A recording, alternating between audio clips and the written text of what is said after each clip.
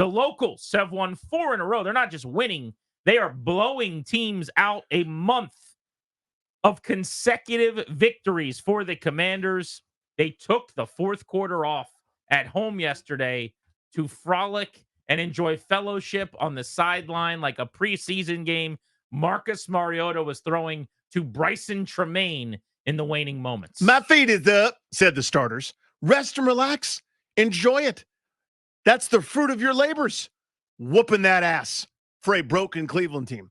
Now, Cleveland's offense stinks, but Cleveland's defense, I still think, is pretty good.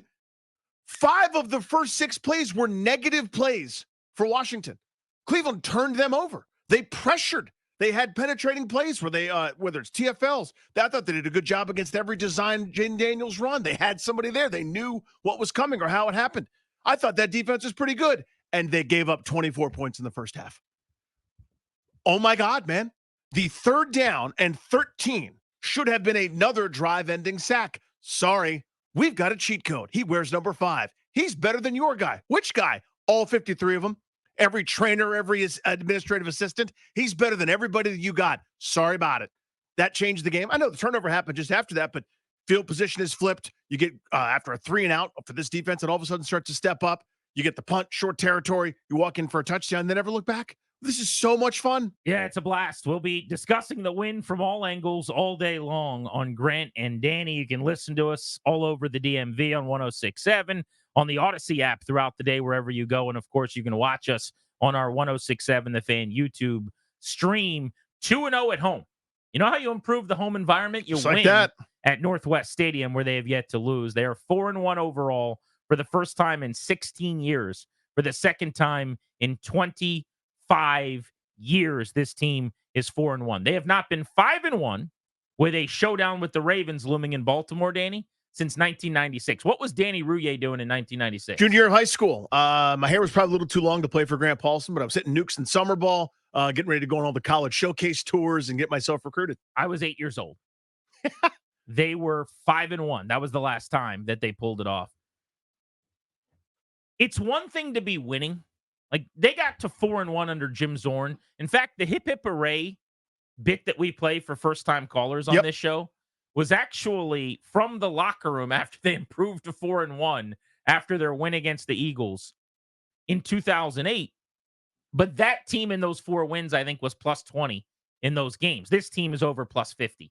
They are blowing teams out. They are snatching souls. They are dominating teams. And the crowd responded, I thought. What an atmosphere yesterday at the stadium. Predominantly Commanders fans. There was an electricity and kind of this jauntiness among the attendees where it was a refreshing, excited, happy to be there vibe that we're not used to. Danny, there was a damn wave in the stadium. The wave. There's not enough people to do the wave, and certainly not enough home fans to do the wave. There was a wave in the lower bowl. This is not baseball. You're allowed to do the wave in football for several minutes during the laugher when Deshaun Watson, who was completely broken, was just being beat up and thrown around like a rag doll. I mean, my goodness gracious. So I'm talking about Washington here, but let me detour. I want to tell you about Seattle. Okay. Seattle, a 3-1 team playing against a bad team with some turmoil. That sounds familiar? The 3-1 team, who's maybe a little bit better than people think, had a game against the New York Giants. Should the quarterback be benched? Should the head coach be fired? Is the GM the right guy? What are they doing? This is such a disappointing year, blah, blah, blah. And what did they do? They did the thing that my Washington team has done to me and all of you guys listening to this program forever, for decades. The little tiny bit of prosperity, a 3-1 record. Let's all settle down. Nobody's throwing any parades for that. There's no party for it. There's no trophy for a 3-1 start. You got off to a nice beginning, and you go out and lay an egg, and it becomes, you're in quicksand, and you never are able to recover, and you lose a game, and everyone's gone, same old, same old. And then the belief train is derailed, and that's kind of the end of it, and then you go through a swoon. That's what normally happens when the 3-1 team that I care about plays a bad, beat-up team. Their season gets saved, talking about the bad team. Not this time. No. Whatever the opposite of that is, that's what we got. We got sideline laughter. I don't know who that guy Jaden Daniels was talking to for minutes at a time. He was wearing a blue shirt. Seemed like a nice enough guy. But they were just having a fun conversation. He was telling jokes. Probably they were funny, sarcastic jokes, or they're kind of wry out of the side of his mouth. Daniels was laughing and guffawing. Everyone's got sideline laughter going on. They're all doing that thing where they hold their pads with their two hands like right under their chin. That's the I'm so relaxed and I'm not even thinking about anything other than holding onto my pads. You're pulling your shoulder pads down so you breathe a little easier. Yeah, giving your front horse collar kind of. They're up around the collarbone. Just kicking their ass. The offense did not play a sharp first half. Jaden Daniels, who for the game did some of the most incredible quarterbacking, playmaking that we've seen at the position in years and years for this organization, was the least accurate he has been at any point this season. Mm-hmm. He threw a bad interception on the goal line. The play before that, he missed a wide open Zach Ertz for a touchdown. Speaking of open Ertz would have scored on a 98-yard touchdown when he was at midfield running free when Washington had the ball at its own goal line on a 3rd and 10, and Daniels sailed the ball over his head. All of these things in the first half. And yet, it did not matter. None of it mattered. Because at the end of that first half, with all of the things they'd left on the field, with all that meat on the bone, they had 24 points and they should have had 31. And Daniels was on pace to throw for 350 because he is the easy button. This is something we've talked about for a long, long time in the NFL with other teams and other players. You called him the cheat code, right? That's something we referred to him as the last several weeks on 3rd and 1, on 4th and 1. I call him a cheat code. He makes you right. It does not matter if you have a bunch of bad plays, if he can make the one huge play. You talked about the negative plays to start the game. Mm-hmm. They came out 3-play, first drive, 3 and out, I think like -9 yards. And then it was 3rd and 13 with -3 on the next 2 plays. So basically it was a 5-play disaster start against the Browns defense. And then he should have been sacked for -8, except that he gets out of the pocket. Very few guys in the league can do that. Extends the play and heaves the ball 65 yards downfield for a 66-yard completion. I think it was almost 60 in the air as he was approaching the sideline. Mm-hmm. Unbelievable play. Top 5 play I've seen made by a quarterback in that stadium in my life. I've been going to games there since 1999. And 4 of them were opponents? I'd have to do some work on the list. Pretty amazing, man. Yeah. They ended up with 7 plays of 23 or more yards. That's the whole league. That's it's the key. Chunk yardage. It's explosives. 3rd straight week with at least 34 points. First time since 2005. And after struggling early on offense, I love the word that Dan Quinn used, and we'll play his press conference live today at 3:30 for you, by the way, right here on Grant and Danny. But he called it a grimy start.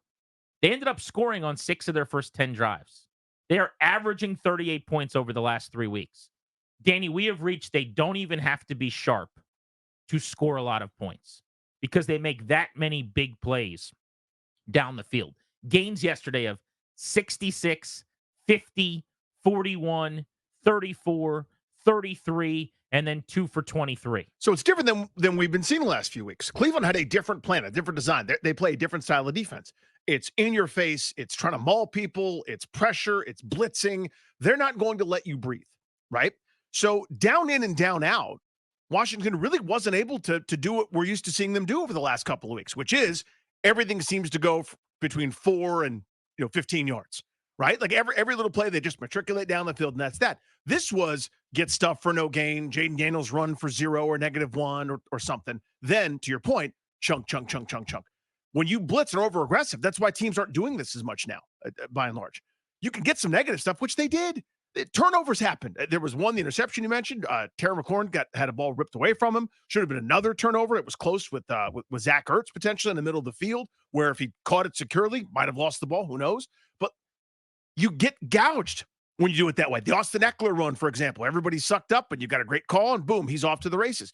With the pressure that ended up with the Downey Brown touchdown because everyone's mugged up and trying to go press man and getting tight on receivers.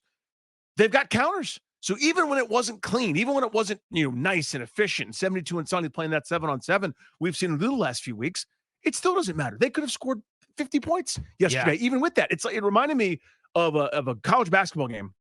If you've got like a really good team and you're playing one of these teams that wants to disrupt you, and you get half-court trapped and you get out of your rhythm and you get stymied, and you look up and the half-court trapping team is still down 30. Right. You know what I mean? You're like, how did you just do that? Because you hit threes, you get layups. Yeah, you turn it over a time or two, and they got some nice runouts. Yeah. But you look up, and it's like, keep doing it, jackass. We've got execution. So in my mind, I'm going, this is the worst this offense has looked. This is not the standard that has been set. This is the regression. And I'm talking about late second quarter. I'm thinking that. Yeah. Daniels, with the pick on the goal line, he left the ball inside at one point to McCaffrey. Luke made a hell of a contested catch. What a catch that was. That was awesome. He had the deep shot where he sailed the ball to Terry that should have been picked off by 21 down the field, like at the 5-yard line, if you remember. And there were a few of those where you're going, it's just not, something's not quite right. The timing's not there.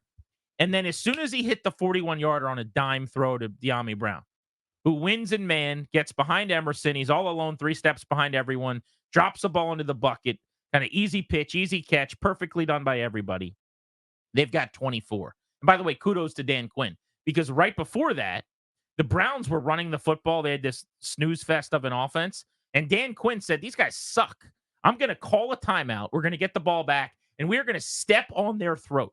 You want to talk about all these anybody, anytime, anywhere? We snatch hearts. We step on shins, all this nonsense. Then do it. We eat kneecaps. Okay, so let's burn a timeout with 2 minutes left in the half. Let's give the ball back to our offense, and let's go not settle for Austin Seibert. And they went right down the field and took their shot. And supposedly, Daniels, after running out of bounds, while trotting back out onto the field, stops and tells Kingsbury, I got De'Ami deep here if we want it. Hell yeah, we want it. Yes, we do. Why wouldn't we? And they've got 24 and a half where they were just okay. Yeah. That's where we are now. Now, every week you're not going to make those explosives. I think I saw a stat somewhere that the best teams in the NFL this season have like 18 plays coming into the week of 20-plus yards. But Washington had 7 of them yesterday. It's a hard offensive half to kind of grade, and you're picking nits and you're looking at the plays. Just crumble up the paper. Throw the notes away. 24 points, man. That's the whole point of the game, is the big plays. Doesn't matter if you miss this, you missed that. That assignment was wrong. This guy dropped this. Who cares? Those huge plays are the whole league, and they make them now. How about defensively yesterday? Yeah, man. Now, caveat, Deshaun Watson is broken. Yes.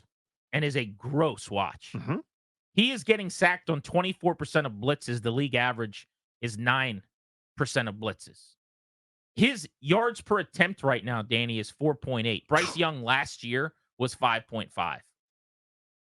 This Browns offense is worst in the NFL via DVOA. And in fact, it's the 8th worst offense since 1979 via that metric. So they're going to make you look a little better. But that's the end of the making excuses for why the defense looked like it did. Yeah, you feast on a bad opponent. I've seen them not do that plenty. 1,000%. Right? Take a bow, Joe Witt, Dan Quinn, everybody involved. 7 sacks.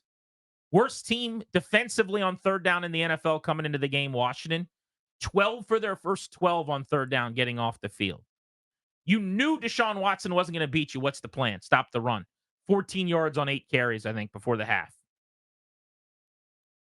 They finished the half with the Browns having under 70 yards. They led by 25 and had 30-some points at one point, and the Browns still didn't have 90 yards. Everybody feasted. And by the way, Frankie Louvu, what a badass. That's a bad man. I love watching him play. One of my favorite Commanders, Washington footballers, Redskins organization, whatever the hell we're going to call the totality of this outfit. I like him as much as I've liked anybody, I think, over the last 20 years, the way he plays. He is exactly what I dream about for my defensive heart and soul guy. He was awesome. He was terrific. This is the thing that we thought we were getting. You can't do that every game, obviously. He was all over the stat sheet. He was incredible. But where's he lining up this play? This play, it's a blitz. This play, he's beating a guard. The next play, he's, in the flat. The next play, he's doing something totally different. That kind of Swiss Army knife ability. I mean, he had so many crooked numbers, right? Recovered the fumble, 3 different QB hits, the 2.5 sacks, the 7 tackles, 2 tackles for loss, 1-man wrecking crew. How about the 4th and 1 opening drive stop where he slices into the backfield, gets just enough of the ball carrier to chop him down? Totally. And if he doesn't, even if the guy is able to keep his feet, it gave the other players on the team a chance to be able to stop him just short, if possibly, maybe not. But the point is, he disrupts the play. That's the thing. That's what defense is to me. It's the you bend but don't break enough times, and then somebody's got to pop one. Somebody's got to do some kind of disruptive thing, whether you draw a holding penalty, it's a TFL, then you put someone in a bad down and distance. And he did that himself basically yesterday a handful of times. It was such a blood in the water game, too, defensively, where Watson was so broken and so inept in the pocket. Yeah. And just so everybody's so comfortable. Lethargic. Who gets the sack? I mean, we literally saw two defensive players play rock, paper, scissors to see who got to stay on the field to try to get him on the next play. Mm-hmm. Payne and Allen in the middle of the field playing rock, paper, scissors to see who had to leave. That's the kind of game we were watching yesterday. That's what it was. Today, Dan Orlovsky has said on ESPN that Washington is going to go to Super Bowls because of Jaden Daniels. Plural, by the way. That's something that was said on national television. Mm-hmm. Mike Florio wrote a piece today on Pro Football Talk, laying out the path to Jaden Daniels winning the MVP award as a rookie, something that only Jim Brown has ever done previously. Those are the conversations being had nationally today, Danny. Normal. I don't see the big deal. Through 5 games, this is what you normally do. It's not that I'm normally, what's October 7th? Usually I'm looking at that first Mel Kiper mock. Then whoever else wants to put one out, I'm trying to figure out, if we're going to finish bad enough to get a quarterback. Who's Washington going to get with the 29th pick? Yeah, how about that? Which is where they are right now. Who's available late 20s? That's where the teams that play in the championship game draft, that's where they are slated to My pick. goodness. Based on the standings today. They are really, really good. And I can't wait for the Baltimore Ravens on Sunday. I saw a tweet that was getting passed around. I don't remember who it was, but a Commanders fan said, I want to binge watch this team. I'm ready for the next episode. Like, give me the next game right now. That's how they felt last night. But we are at a point where the conversations you can responsibly have today, and no one can make fun of you. You could say it's too early or you guys are overreacting, but you can't tell me that these things aren't on the table. Is this the best offense in the NFL? That's a real conversation. It's a question. How many teams are actually better than Washington right now in football?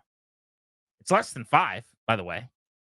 Where would you rank them based on just blind ballot, 5 weeks of football so far this season? How high? Because if there's 3 podiums, they might be on one of them at this juncture. Danny, they're at a point where they could go 6-6 and still finish 10-7. Yeah. And make the playoffs. And it would feel right now, this moment, as we talk today, like a massive letdown if they go 6-6. Yeah, they started hot and kind of cooled off down the stretch, and they won 10 games. Can you imagine? 10-7 right now, that's a letdown based on the way they're playing. There is a regression. We'll go back and dissect what went wrong after week 5. Mm-hmm. Uncharted waters. I don't know what to do with my hands. Yeah, I said this last week, and I still think it applies today. I have no idea where this goes. Like, there's still a couple splinters in my mind where I'm going, yeah, maybe somebody figures out Kingsbury's offense as they've done each of the last couple times he's been in OC or in charge or whatever. Maybe somebody makes it more difficult for him, or, an injury, God forbid, but this is the sport where injuries are king. It happens all the time. A couple things that, make it become unsustainable. Who knows? I know this.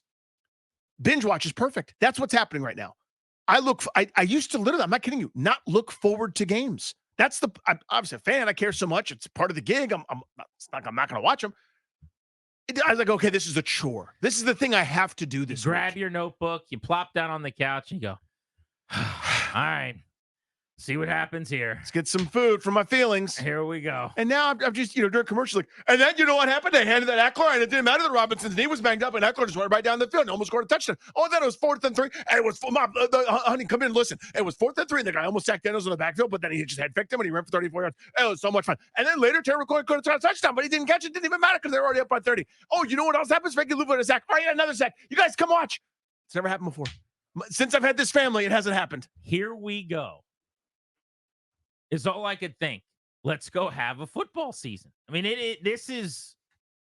it's just incredible to me that we're here this fast 5 weeks in. I've been texting with some people organizationally, the very, very top and throughout the front office. And one of the things you hear is, they're all doing a really good job kind of downplaying that nothing's given out after 5 weeks. There's no hardware. There's no trophies. It's just a nice start. But they're all, I think, not only very happy, that goes without saying, pretty stunned with how this thing's coming together this quickly. You got to be hopeful. But I don't think any of them really had this in the office pool. Danny, NBC News over the weekend tweeted out Hurricane Milton rapidly intensifies into Category 5, a couple of other things that are going on in the country, and then tweeted this. Washington Commanders punter Tress Way is one of the best in the NFL at his position. But thanks to a historically good offense, he's barely had to run onto the field this season. I don't know why. I didn't watch it or read it. NBC News did a story on the fact that the Commanders' offense is really, really good. Not NBC4. Not Kerwin and JP. Can you imagine? NBC News. It is happening, ladies and gentlemen. Your dreams are coming true. Ho hum. Years and years and years of going, what if I had a different owner? What if I had a general manager? What would he be like? What would he look like? Maybe handsome. Thinking maybe you could have a quarterback. Thinking maybe your team could be the envied team in the sport. In front of our eyes. It's not a mirage. The Commanders are 4-1. How you feeling?